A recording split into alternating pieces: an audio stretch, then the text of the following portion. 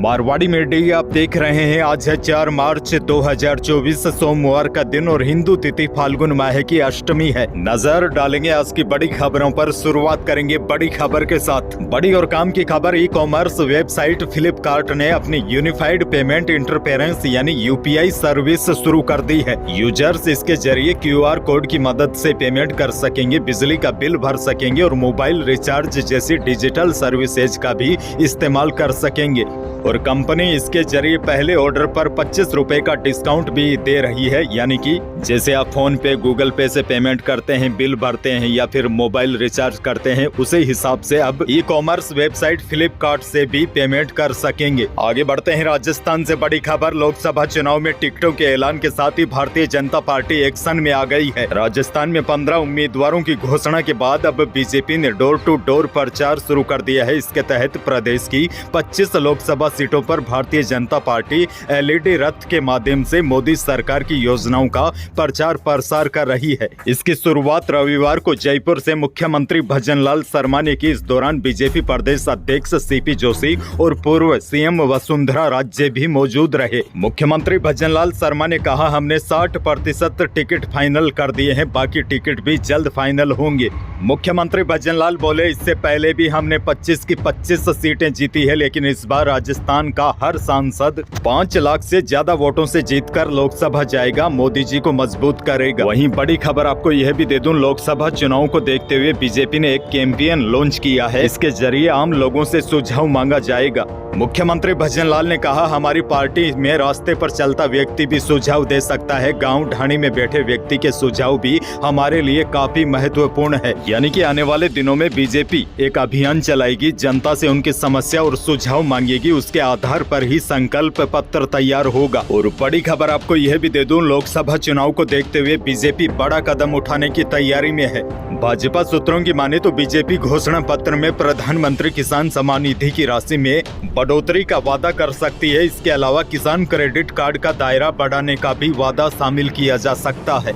वहीं आधी आबादी के लिहाज से पार्टी महिलाओं से जुड़ी केंद्र की योजनाओं के लाभार्थियों का दायरा बढ़ाने का भी वादा कर सकती है। और जैसा कि आप सभी जानते हैं, PM किसान योजना के बाद लाडली बहना योजना सबसे ज्यादा लोकप्रिय है। तो बता दूं, इस योजना के तहत मध्य प्रदेश की महिलाओं को 1250 रुपए महीने में दिए जाते हैं। इसी प्रकार की योजना केंद्र सरकार राजस्थान के अलावा बाकी प्रदेशों में भी लाने की सोच रही है। वहीं देखिए, गरीबों को लेकर मोदी सरकार मुफ्त अनाज योजना को पहले ही 5 साल के लिए बढ़ा चुकी है। इसके बावजूद कुछ और नई घोषणाएं बीजेपी अपने घोषणा पत्र में शामिल कर सकती है। जैसे राजस्थान में कई पात्र लोग हैं, लेकिन उनको खाद्य सुरक्षा योजना का लाभ नहीं मिल पा रहा है। ऐसे में उनके लिए खुशखबरी यह है कि लोकसभा चुनाव से पहले खाद्य सुरक्षा योजना का पोर्टल खोला जा सकता है और नए नाम जोड़ने की सरकार जल्द ही घोषणा कर सकती है। आगे बढ़ते हैं। बड़ी खबर, राजस्थान के स्कूलों में श्री कृष्ण भोग योजना शुरू हो गई है। सरकारी स्कूल में संचालित मिड डे मील योजना में अब आमजन की भागीदारी भी जोड़ी जाएगी। अब जैसे घरों में सामाजिक कार्यक्रम होने हैं, वैवाहिक वर्षगांठ, जन्मदिन, बच्चों को नौकरी मिलने, धार्मिक यात्रा कर लौटने, यानी कि कोई भी व्यक्ति स्कूलों में स्वेच्छा से मिड डे मील के तहत भोजन करवा सकता है। इस योजना को श्री कृष्ण भोग योजना नाम दिया गया है। योजना के तहत स्कूलों में प्राथमिक कक्षाओं से लेकर 8वीं तक के बच्चों के साथ खुशियां बांटी जा सकती है। यानी कि अगर कोई व्यक्ति की इच्छा है कि वह स्कूलों के बच्चों को भोज करवाना चाहता है, तो श्री कृष्ण भोग योजना के जरिए बच्चों के साथ खुशी बांटी जा सकती है। आगे बढ़ते हैं। बीकानेर से बड़ी खबर, राजस्थान से सटे पश्चिमी बॉर्डर पर तेजस की पहली स्क्वाड्रन बीकानेर के नाल एयरबेस पर इसी माह तैनात होगी। यहाँ पर साल के अंत तक 18 विमान और मिलेंगे। इनमें 2 ट्रेनर विमान भी शामिल होंगे। 5 साल में पश्चिमी फ्रंट पर तेजस की 2 और स्क्वाड्रन की तैनाती होगी। फेज आउट में हो चुके MiG-21 और MiG-27 की जगह बीकानेर के नाल में तेजस की तैनाती से पश्चिमी बॉर्डर की हवाई सुरक्षा और मजबूत होगी। आगे बढ़ते हैं। बड़ी खबर, भाजपा के उम्मीदवारों की लिस्ट घोषित होने के बाद राजस्थान कांग्रेस पार्टी में हलचलें तेज हो गई है। इस पर दिल्ली में राजस्थान के पूर्व मुख्यमंत्री और कांग्रेस नेता अशोक गहलोत ने पीएम मोदी और भाजपा पर तकड़ा हमला किया। अशोक गहलोत ने कहा कि हमारी पार्टी में तैयारी चल रही है, मोदी जी और उनकी पार्टी का घमंड अति हो गया है। अशोक गहलोत ने कहा दावे कम है और चुनावी धंधे ज्यादा है। अशोक गहलोत ने तो यहां तक कह दिया कि अगर बीजेपी चुनाव जीत जाती है तो आने वाले समय में चुनाव होंगे या नहीं कुछ कहा नहीं जा सकता। हालांकि आपको बता दूं, लोकसभा चुनाव के लिए कांग्रेस अपने प्रत्याशियों की सूची कब जारी करेगी, इस पर जवाब अशोक गहलोत नहीं दे पाए।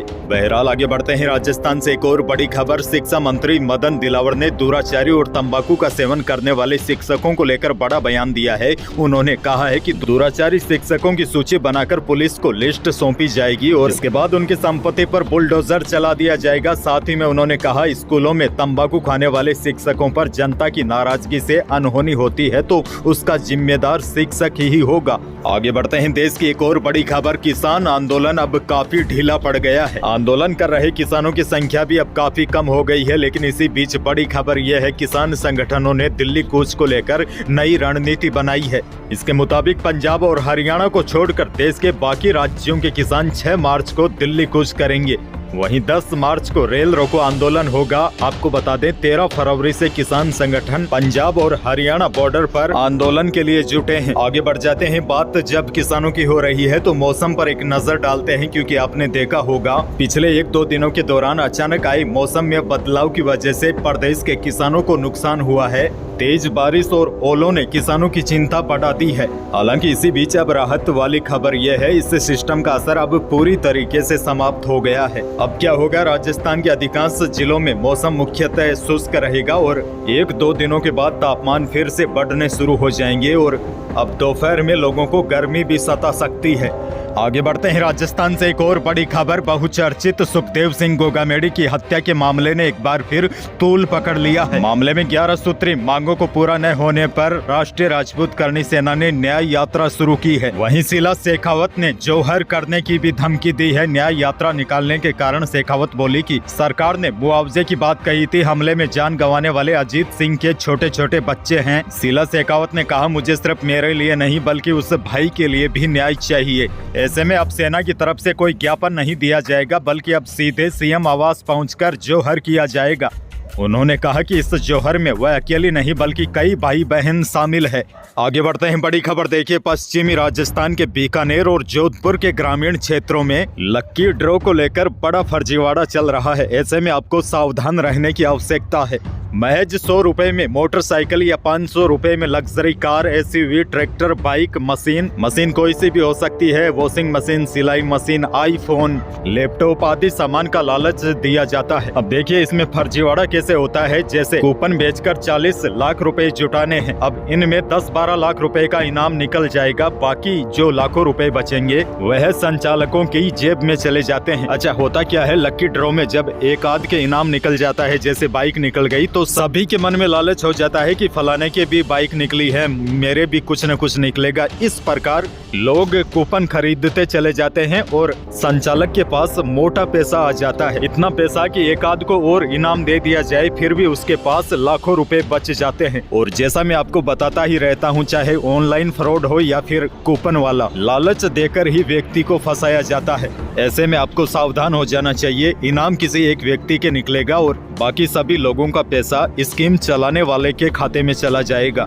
आगे बढ़ते हैं। आपको एक और बड़ी खबर दे दूं, क्योंकि प्रधानमंत्री मोदी राजस्थान आने वाले हैं। बताया जा रहा है कि पीएम मोदी 12 मार्च को राजस्थान के पोखरण का दौरा करेंगे। ऐसे में माना जा रहा है 12 मार्च को प्रधानमंत्री मोदी पश्चिमी राजस्थान के लिए कुछ बड़े ऐलान कर सकते हैं। आगे बढ़ेंगे। बड़ी खबर। पीएम मोदी की अध्यक्षता में रविवार 3 मार्च को कैबिनेट की मीटिंग हुई। मोदी कैबिनेट की यह आखिरी बैठक थी। इस बैठक में पीएम मोदी ने लोकसभा चुनाव से पहले एक सीधा निर्देश दिया है, जाइए और जीत कर आइए। और बड़ी खबर आपको यह भी दे दूं, मीटिंग में अगले 5 साल की योजनाओं के विजन डॉक्यूमेंट विकसित भारत 2047 और मोदी के तीसरे कार्यकाल के दौरान पहले 100 दिन की प्लानिंग पर चर्चा हुई। वहीं बड़ी खबर देखिए, पीएम मोदी ने मंत्रियों से कहा है कि लोगों से मिलते वक्त खासकर चुनाव के दौरान सावधानी बरते। यानी कि मोदी ने कहा है कि विवादों से दूर रहे। पीएम मोदी ने मंत्रियों से कहा है कि लोगों के बीच जाए और